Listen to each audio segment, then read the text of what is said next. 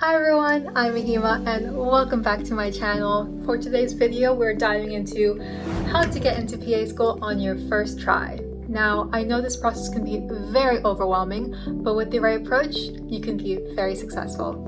So today I'm breaking down the key elements of how to make your application stand out, from academics to experiences, and bringing it all together to showcase the best version of you. So, without further ado, let's get started.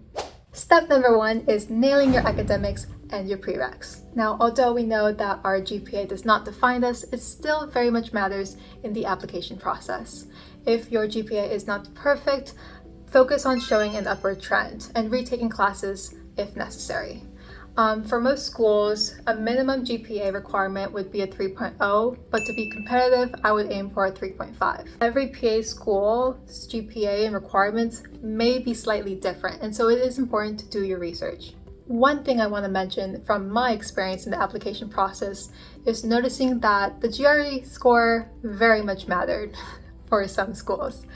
And so in considering for your GPA, the GRE score, and the PA CAT, look at the schools and what they require. If you do not beat that minimum that they're requiring, I probably wouldn't apply for them, because from my experience, they're looking at that as the applicants that they are willing to consider. Anything below that, they won't even consider.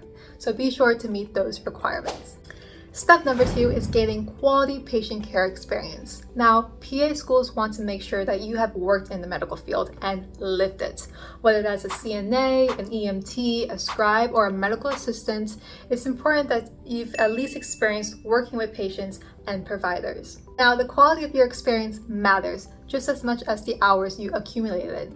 Most schools recommend at least 500 to even 2,000 hours of patient care experience. For me, the patient care experience really mattered to me, and I wanted to get a diverse experience in many specialties. So for instance, I've worked in the ER, cosmetic and dermatology, and even family medicine. Step number three is volunteering and community service. Now, volunteering isn't just about checking off the boxes and going on with your application. It really is about showing your commitment to service. Whether that's in healthcare or a broader community service, PA schools really value the students who give back. Side note is that volunteering also provides exposure to a different patient population, which would only strengthen your ability to connect with a diverse community group as a future provider. Now, the next critical step is shadowing PAs and understanding the PA role. Shadowing different PAs will give you first-hand insight into the PA profession. The more you understand the role, the more genuine your why PA response would be. PA schools really want to see that you've done your research and that you could even see yourself in the PA field. Now, I didn't just shadow PAs. I also shadowed doctors, nurses, and a lot of other medical staff.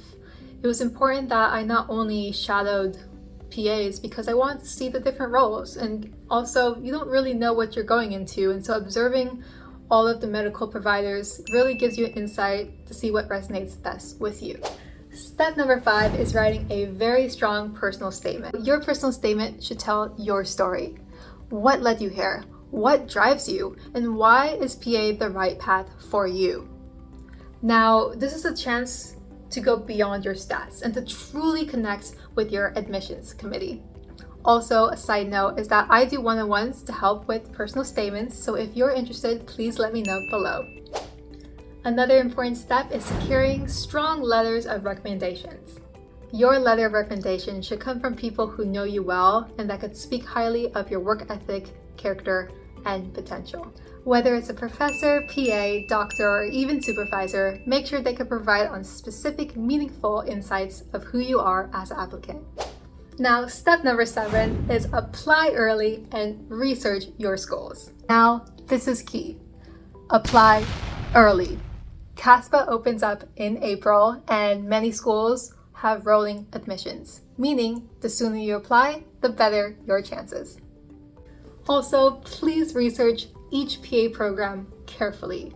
Every school is slightly different, so make sure you're meeting all the requirements before even considering applying there.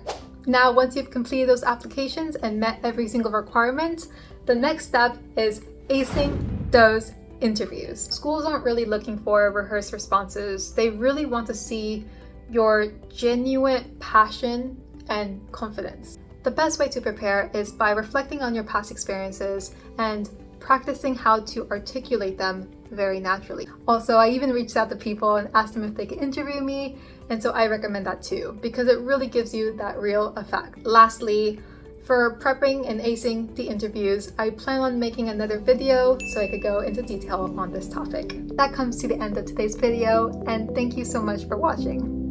Before I end, I do want to let you guys know that I understand that the application process can be very scary. My recommendations is to not compare to other people, but to stay authentic and true to your path. Yes, you have to meet the requirements. Yes, you have to do your job and work very hard. But if you're confident about who you are and confident in how you present yourself as a future PA, you should really have no worries. I applied to PA school on my first cycle and got into multiple PA schools on my first try. And so I really want to reassure you that it is very, very possible. So please trust the journey and see you guys next time. Bye.